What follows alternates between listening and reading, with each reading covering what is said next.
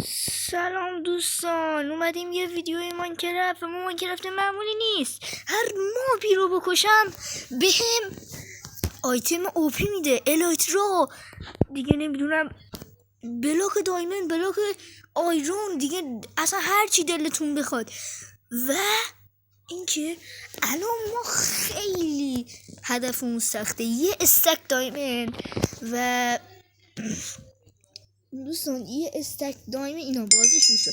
خب دوستان یه چوب بزنیم و یه توضیحات بهتون بدم.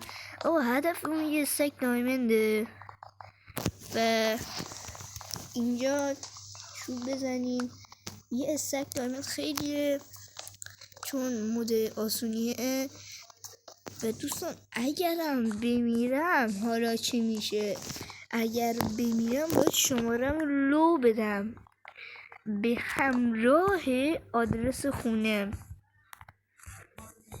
دوستان ما فعلا میشینم میسازیم، تجهیزات رو زیاد ساختیم. حالا ما تا یه 10 تا چوب بزنیم.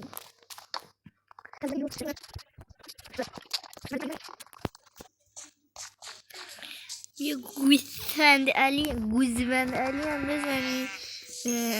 تو این چنل اسمتون علیه، ببخشید منو شوخی میکنم دوستان. بریم سنگ بزنیم.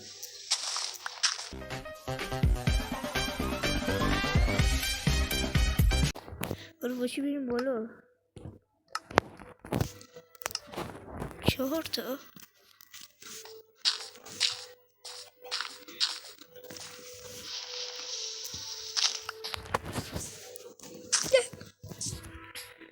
خب یک کلاچ بکنیم.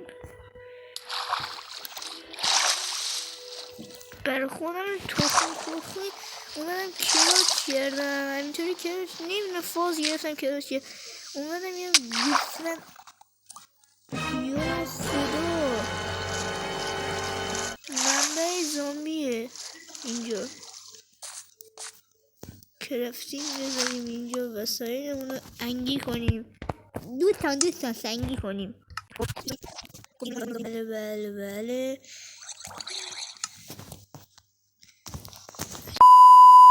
همونطوری میام پیش من. دوستان جنگ سوپرمارکتی میخوام بزنم، اینا رو بخوشم یه دونه دوستان یه چیزی هم من نمیدونستم. اینا ماهی وقتی میکشم ماهی لبس بچه زامبی. دوستان بچه زامبی سوپر فرا رو باید بگیریم فعلا. بابا شب شد چیزی عباش توش.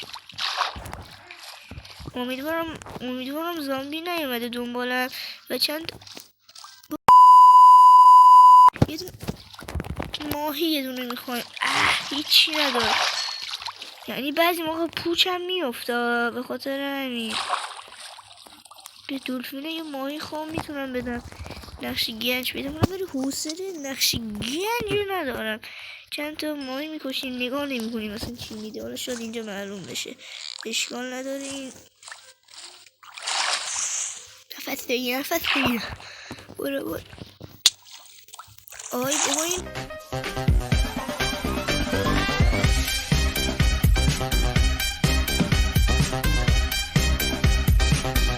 کجا نصیبمون شد؟ وای بابا انکلوچ بود، دمش خوردم بعد رفتم تو. خیلی منطقیه. Gelo no copo, piscando a fachada. Gatinha rebola na vibe acelerada. No prado زامبی هم کشیم فکر کنم. پوچ داد بهمون.